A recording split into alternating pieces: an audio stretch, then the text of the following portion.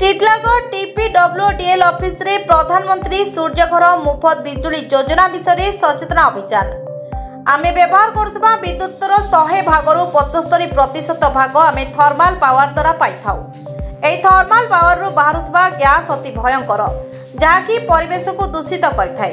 एणु एहाको आखि आगरे रखी केंद्र सरकार थर्माल पावर अपेक्षा अन्य उपाय रे विद्युत चाहिदा को किपरि जोगाई हेबो ताहा पई अन्य रास्ता बाहर करी एहार समाधान पई चेष्टा चलाइछंती। ताहा हेउची रिन्यूएबल एनर्जी बा सोलार एनर्जी प्रोजेक्ट।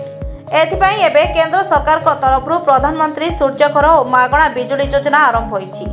एही योजना अंतर्गत लोक किपरि लाभ उठाई परिबे से नै शुक्रवार दिन टीपीडब्ल्यूडीएल कार्यालय रे एक सचेतना कार्यक्रम अनुष्ठित होई जायछि।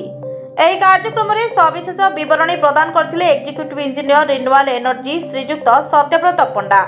1 किलोवाट बिजुली पाई खर्चर 30,000 देबे केंद्र सरकार और राज्य सरकार को तरफ 20,000 छाड़। 2 किलोवाट पाई 1 लाख छाड़, 3 किलोवाट पाई 1,38,000 टंका छाड़ हेबो बोली सूचना दैछंती टीपीडब्ल्यूडीएल बुलारू आसीथिबा अधिकारी इंजीनियर। एही सोलार पैनल को घरर छात उपरे बसाई हेबो।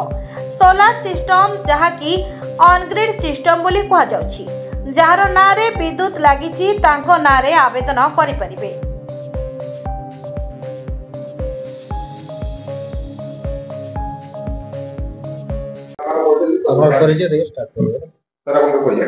मो Satyabrata Panda executive engineer renewable energy TPWDL Burla. आज आमर टिटलागढ़ रे प्रधानमंत्री सूर्यघर मुफ्त बिजली योजनार अवेयरनेस प्रोग्राम थिला। अवेयरनेस प्रोग्राम रे आमर टिटलागढ़ कंज्यूमर माने जोग देइथिले। सेथरे आमे जो स्कीम विषय रे विभिन्न विस्तार आलोचना करलु, जणैलु स्कीम रो केमती कोन मेरिट अछि, केमती से माने अप्लाई करि परिबे। एई स्कीम रे हमको रजिस्ट्रेशन करिया पई हेले pmsuryaghar.gov.in पोर्टल रे मोबाइल नंबर और कंज्यूमर नंबर देके रजिस्ट्रेशन करिया पड़िबो। रजिस्ट्रेशन कला परे हमरो इलेक्ट्रिक बिल टा अपलोड कले एप्लीकेशन सबमिट हबो। तापर हमरो सब्सिडी पई हमको बैंक डिटेल्स दबाकू पड़िबो, बैंक अकाउंट एवं वेंडर सिलेक्शन करिकि हमें प्लांट बसई परिबा। एथिरे सरकार के तरफरु सब्सिडी व्यवस्था अछि।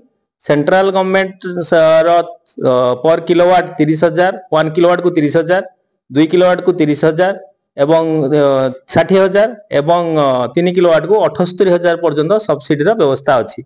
3 किलोवाट रो अधिका जो मान जे लगेबे से 3 किलोवाट रो सब्सिडी ही पाइबे 78,000। ताठो ऊपर को कोनोसी सब्सिडी रो व्यवस्था नाही। एथिरे जो मानकर मंथली एवरेज कंजप्शन 300 यूनिट रो अधिका अछि से माने 3 किलोवाट पर्यंत लगेई कि सोलार प्लांट लगेई कि आरो सुविधा नवा पई हमें अनुरोध करिछु। ता सहित हमर ये स्टेट गवर्नमेंट का तरफरु पर किलोवाट 20,000 हिसाब रे 3 किलोवाट पई 60,000 टंका रो सब्सिडी रो व्यवस्था रो विचाराधीन अछि।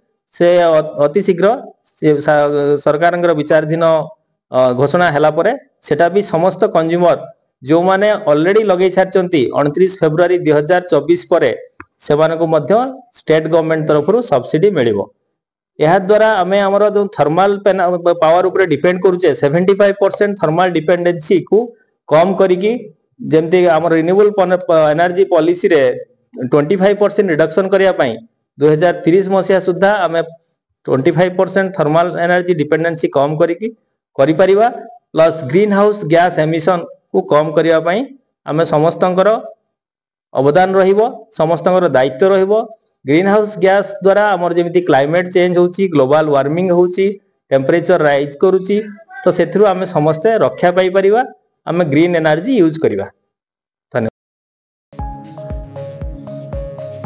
सेथि पई pmsuryaghar.gov.in रे आवेदन करि परिबे। एही बैठक रे Titlagarh STO Vinay Kumar Panigrahi, renewable solar assistant engineer Srijukta Ganesh Chandra Hansda, Balangir Mahalakshmi enterprises मालिक गंगाधर साहू, सांसदों प्रतिनिधि रमेश अग्रवाल और सांबादिक माने उपस्थित थिले। टिटलागढ़ संतोष कुमार पटनायक रिपोर्ट, श्रीक्षेत्र लाइव।